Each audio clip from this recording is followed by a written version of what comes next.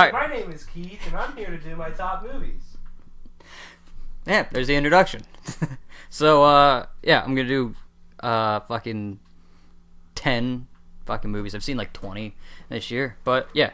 So I'm just gonna do so I'm just gonna get right into it. So, number 10, I have Finding Dory, which is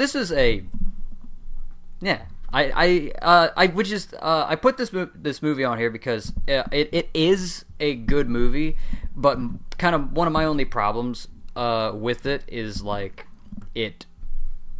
I feel like it kind of stays a little bit too close to the original, and it's like in some ways, in some of the way that some things are done, and it's also just the fact that I like other movies better, but that doesn't take away from like what this movie is, which this movie, I mean, it's a Pixar movie, so it is written very well, but it also, the animation is like, top notch, which like Disney and Pixar is probably the best animation that, in movies and in film right now. So, but like I said, I just kind of like other movies a little bit better than it, so that's why I have it at number 10. Number 9, I have X-Men Apocalypse. This is another one of those movies where, and I'll get into my honorable mentions kind of when I'm done the whole list. Like, I don't have as, like, I guess negative an opinion of this movie as a lot of people seem to.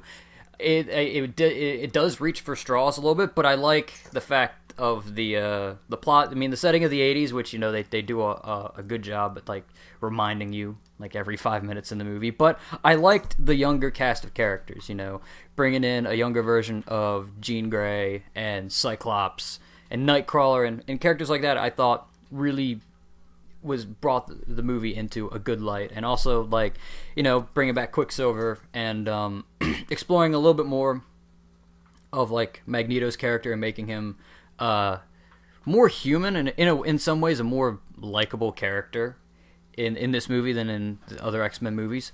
And the CG and all the destruction and whatnot, which was like a big selling point of this movie, also is very, very good, which is so yeah.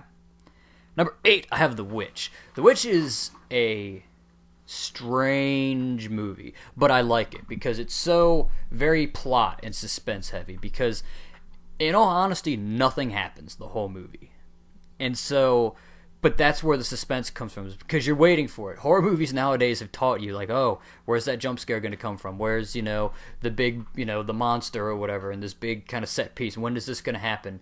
And it's like, the climax of this movie is a guy getting gored by a goat, towards the end and stuff like that. Like, that's kind of like where the movie ends, and it's like, oh, well. Could have watched it, but that's I mean that's very I mean I think that's minor spoiler, but that's like that's what I mean. It's like it's just a lot of suspense, and it's very well written, and like the setting, it seems very authentic, and it's nice to see a movie like this after watching other movies like The Blair Witch and and Lights Out earlier this year. It's just really nice to see a horror movie that's actually kind of took the time and delicately made this fun. Well, I wouldn't call the movie fun. The movie's kind of depressing, but this interesting experience. Number 7, I have Doctor Strange. Doctor Strange was a movie that was just kind of like a lot of times when on these with the weird Marvel superhero movies, I'm just kind of like, I'll give it a try and I'll check it out because it's Marvel, and I felt that way going into Guardians of the Galaxy, and I felt that way going into Ant-Man. And as you said, those were like in my opinion, two of Marvel's best movies that they made. So, and this kind of fits into that bill in a lot of ways, because the special effects is like some of the most mind-blowing stuff I've seen in movies, like in a long time, probably since Inception. Is probably the last time that like I saw a movie with this kind of like over the top effects. And Benedict Cumberbatch is like perfect to play Victor Strange, and I like just how kind of pulled back, because it seems like a lot of the other Marvel movies, like Civil War and all the other superhero movies that happened this year, are like these big, like, holy crap, there's like all this happening, whereas this one felt a little bit more self-contained, because I mean you really there's you get to meet Doctor Strange and then a couple other characters, but it's not like and yes, there is that whole, oh, there's an end of the world catastrophe happening, but I just feel like it's not like the other ones. You know, it's again, it's a little bit more contained in and of itself. Number 6, I have Zootopia. Zootopia was like a movie, again, kind of like a lot of Disney movies for a little while. I was just kind of like, I'll go see it. And it's, in my opinion, the best animated movie to come out this year. Because it tackles, you know, there's like some deep stuff they kind of talk in there. It kind of brings up the, the issues of like prejudice and racism, but kind of in like in a way that you can kind of communicate that with a younger audience with like animals, like specifically like carnivores and I guess herbivores and other animals, and it's interesting, and I very much all the characters are really fun, and all the like the jokes and whatnot that they throw into the movie. Again, it's like Disney and Pixar kind of coming together, and then now that there are Pixar movies, but there's like a lot of these movies are kind of adapting that kind of style. I think is like one of the best things that happened to Disney animation probably since the Disney Renaissance back in the 90s. Number 5, I have Deadpool. Deadpool is just a fun movie to watch. It really is. It's just an extremely fun movie to watch because it kind of takes the superhero movie genre, doesn't stray too much from the set structure and points that those movies have to hit, but it is aware of it, and it constantly makes fun of it. And I just like that this movie's so on the nose with a lot of its jokes. The after credits scene literally discusses the sequel, and it's just kind of like, making references to the fact that, like, where are all the X-Men at? You know what I mean? It's just a fun movie, especially in, like, where, as you could probably tell from my list, like, a good bit of my list are these, like, comic book heroes, superhero movies. It's nice to see a movie that's kind of takes a step back from, like, the seriousness of all that and just be a fun movie. Number 4, I have The Jungle Book, which is, in terms of like mixing live action and animation, it's probably one of the best looking movies of that kind that I've ever seen, because the animals both look realistic, but then at the same time it's not like super like realistic, such as the movie that connects to this is a movie that came out a while ago, which was like what was it, Jungle Book, Mowgli's Story, where it was just kind of like, here's the animals, and we kind of like CG just these real life animals, their mouths moving, which kind of looks weird. Or Dr. Dolittle is another example of that. Whereas these, like, they're fake, but you marvel and like, wow, that looks really, really good. And compared to the original, which I'm not the biggest fan of the cartoon version of the Jungle Book from the I believe it's the 60s when that came out. I think it's so much better. It's closer to the original story. It kind of took away a lot of the useless songs, and it just kind of kept the 2 songs that people know from the movie. And it, despite all the characters being, most of the characters being these, animals, there's like a star-studded cast. I mean, Scarlett Johansson's in it, Christopher Walken's in it, Bill Murray, just to name a few. They brought a lot of people into this movie to try and star-studded out. And it's like, this was a movie where I was like, I'll go see it, whatever. And this, heck, it's sitting at number 4 on my list. Number 3, I have Captain America: Civil War. So, and again, I think that this movie, part of the reason that I really like this movie is that when you kind of look at it in plot-wise, this movie is very, very similar to how Batman v Superman worked, except they just did it right. It doesn't end with, we're going to work together and finish this. It ends in a fist fight, which is awesome. And I just like that comparatively to, like, the Avengers Age of Ultron, they managed to balance and do kind of characters justice. Like, it's a Captain America movie, so you're dealing with Cap, you're dealing with Falcon, you're dealing with the Winter Soldier, but then there's plot lines involving Iron Man, there's plot lines involving Scarlet Witch, there's this, they did the whole balancing character arcs and making a better cohesive story a lot better with this.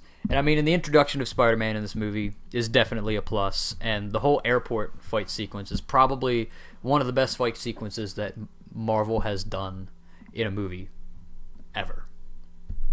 So, number 2, I have The Revenant. So this is like the first movie, because it came out like January 3rd. It was like the first movie I saw this year. And this movie is still incredible, just from like a cinematography aspect. Like as a person who like, originally wanted to really learn film in like after high school, this movie's just incredible to watch. From just like looking at the scenery and how it's like almost all real scenery, and like, I think they filmed in they filmed like up north, and so where it's actually cold, and so instead of like going like a green screen room, which was like what a lot of movies would just do, they braved the elements. Leonardo DiCaprio finally won his Oscar from this movie, where he does a lot of grunting and doesn't say a lot of actual words, which is funny to think about. But they do a great job. And I mean, Tom Hardy's in this movie, and why am I forgetting the actor's name? He plays General Husk and Bill Weasley in Harry Potter. That guy, he's in this movie too. Donald Gleason, that's what it is. Got it. I figured it out. But I just think that this movie's just great because movies nowadays are made to be big and just kind of be flashy, and whereas this movie's like is just again almost kind of like The Witch, but on a much bigger scale. It's just this slow like grind through this narrative, and then you get to the end, and it's just like so satisfying when you get to the very end. And then number one, it's a movie that even though it just came out, I kind of feel like I have to put it at number one, because it's definitely one of the most fun times I've had watching a movie this year, and that is Rogue One, A Star Wars Story.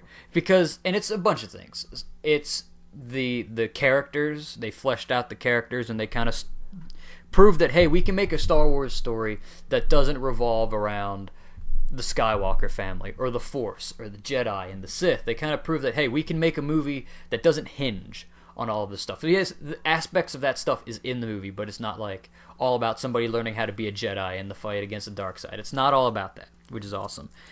And probably one of the most things that I really like the most about this movie is that, just at its core concept, without really getting into spoilers too much, too terribly deep spoilers, they take a joke in how easy it was to blow up the Death Star in A New Hope, and they make it a fleshed out plot point in this movie, and actually explaining how that happened, and explaining like why this happens in the original trilogy and stuff like that. And I just think that this movie is just fun like that. I mean, it's again kind of like in the vein of Episode 7. It's like a combination of old school and new school with the original trilogy and the prequel trilogy, and it all just comes together so well with great characters, great settings. And it's the first Star Wars movie to actually kind of focus on the actual war, which is awesome. And, I mean, this just makes me even more excited for the future of Star Wars movies than I was even after Episode 7, because now it's like... Because now, to me, there is a future after Episode 9. And I think that is what is important, that these movies, that there's a future for these kind of stories. So yeah, that's my top 10 movies of 2016. A couple honorable mentions that I'm going to throw in there. I'm going to throw in Pete's Dragon, because that was another movie kind of like The Jungle Book where I had seen the original. Not the biggest fan of the original, but the remake is a lot better, just like in my opinion, a lot of the Disney live-action remakes have been. Magnificent Seven was a fairly good movie that came out. Jason Bourne is just a good action movie that was fun to watch. I'll throw Batman v Superman and Suicide Squad in here just because, I even said this when we reviewed them, I don't have the most negative of opinions of those movies as some people do, and I did enjoy watching them. Are they the greatest movies ever? No, but I watch movies and I go to the theater to watch movies to enjoy them, and I enjoyed myself when I was seeing those two, and so. Yeah, I think that kind of wraps up this video. So, let me know what your top 10 movies of 2016 are in the comment section. And, yeah, I'll talk to you guys later.